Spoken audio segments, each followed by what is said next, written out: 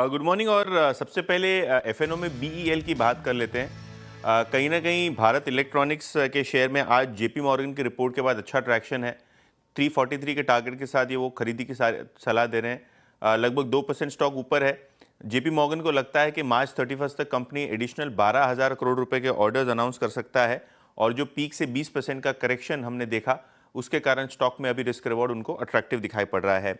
इसके अलावा आज एफएनओ का टॉप लूजर है पीआई इंडस्ट्रीज। उनका सबसे बड़ा क्लाइंट कुमाई आज एक क्वार्टरली नंबर्स अनाउंस करने वाला है। पिछले क्वार्टरली नंबर्स में हमने देखा था कि प्राइसिंग और जो ओवरऑल मार्केट की इन्वेंट्री है वो काफ़ी ज़्यादा थी, तो इसके कारण हमने देखा है कि काफ़ी सारा प्रेशर आपको प्राइसिंग पे आता हुआ दिखाई दिया। अगर हम प्रैक्सोसल्फोन की बात करें तो इनका एक की प्रोडक्ट है, जिसका जो एक्सपोर्ट डेटा है रिसेंट वाला, यहाँ आपको एक 10% का प्राइस कट दिख रहा है। तो कुमाई के अर्निंग्स के पहले स्टॉक में नर्वसनेस और लगभग 4% की गिरावट हम लोग ये आज ट्रैक कर रहे हैं अर्निंग्स टू वॉच में।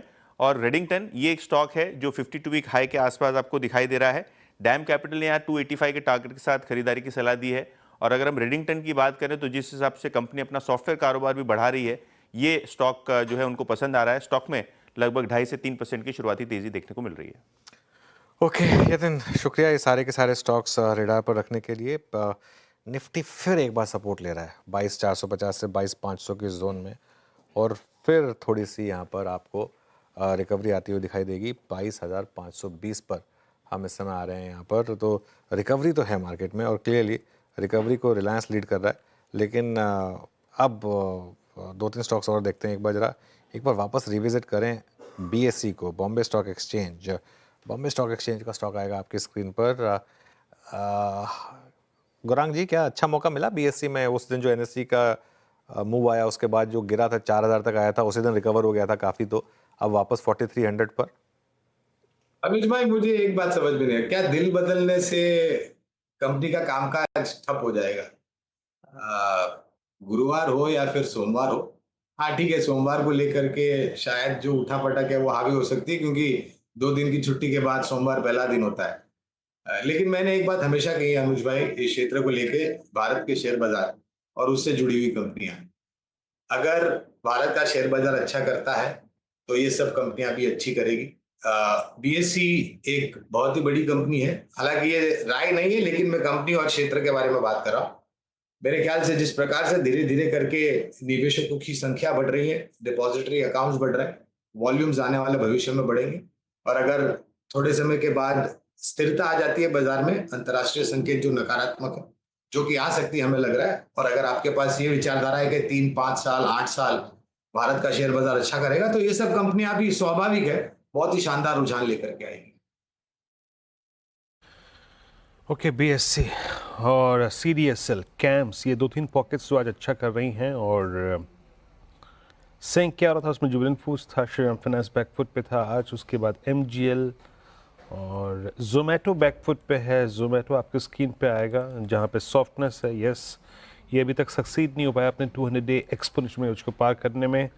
और अदर देन आईटी जो चीज़ें बैकफुट पे हैं आज, उसमें प्रेस्टीज स्टेट्स है, Adani green, Varun beverages, all India, Oracle financials, सब में थोड़ा सा पेन नज़र आ रहा है। और मेटल्स में एक बार बस टाटा स्टील दिखाइएगा, क्योंकि टाटा स्टील ने मेरे ख्याल से ट्यूसडे के क्लोजिंग के बाद से एक बहुत ही बड़ा वर्टिकल राइज लिया था, और वो सक्सीड होता हुआ अब ये कल के हाई को क्रॉस करता हुआ पॉसिबली, आई थिंक ये इस कार्यक्रम का लास्ट टेक चेक है। और वो इसलिए क्योंकि ये 9 दिसंबर के स्विंग हाई को काटता हुआ, आशीष बैती जी, 9 दिसंबर के स्विंग हाई का कटने का मतलब क्या है? 156 का स्कोप खुल जाएगा इसमें क्या? जी वीरेंद्र जी, देखिए स्ट्रेंथ तो बहुत शानदार बनी हुई है, और जिस हिसाब से कंटिन्यूसली हाई राइज बन रहे हैं और 4 दिनों से जो ट्रेड वॉल्यूम है वो भी काफ़ी सिग्निफिकेंटली हाई है। कल भी हमने देखा ऑलमोस्ट 80 मिलियन शेयर्स का वॉल्यूम था यहाँ पे।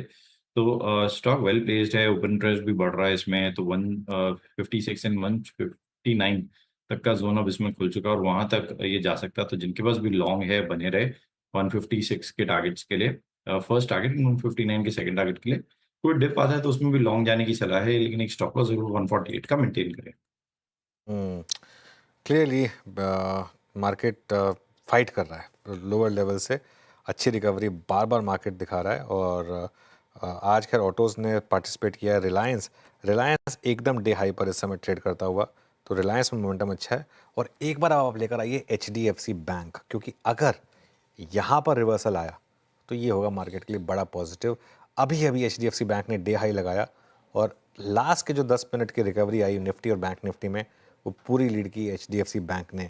HDFC बैंक पर हमने आज ट्रेड ली थी, शायद बात किया था इस स्टॉक पर, चलिए अब ध्यान में नहीं आ रहा है, लेकिन इस पर एक व्यू ले लेते हैं HDFC बैंक पर।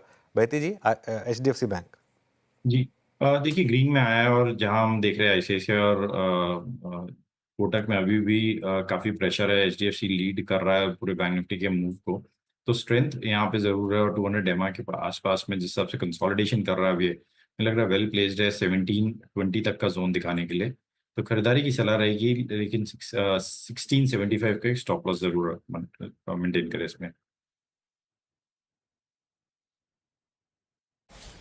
चलिए, ये HDFC बैंक हो गया। अब एक काम करते हैं, इस कार्यक्रम को यहीं विराम देते हैं और निफ्टी जुझारूपन कायम है और बैंक निफ्टी ने भी बहुत ही क्रिटिकल, और मैं आई थिंक उसको चार्टी के लिए डिफाइन भी कर सकता हूँ, पर वहाँ से एक स्ट्रॉन्ग पुल बैक दिया एज ऑफ नाउ 48,462, और HDFC बैंक इसने अहम भूमिका निभाई इस पुल बैक में।